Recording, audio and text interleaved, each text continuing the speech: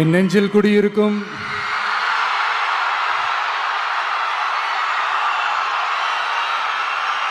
கரூர் சொந்தங்கள், உங்கள் அனைவருக்கும் என்னுடைய வணக்கம்.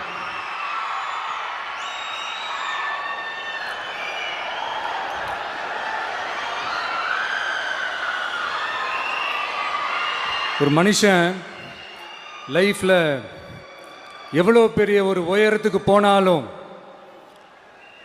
மனசளவில் சில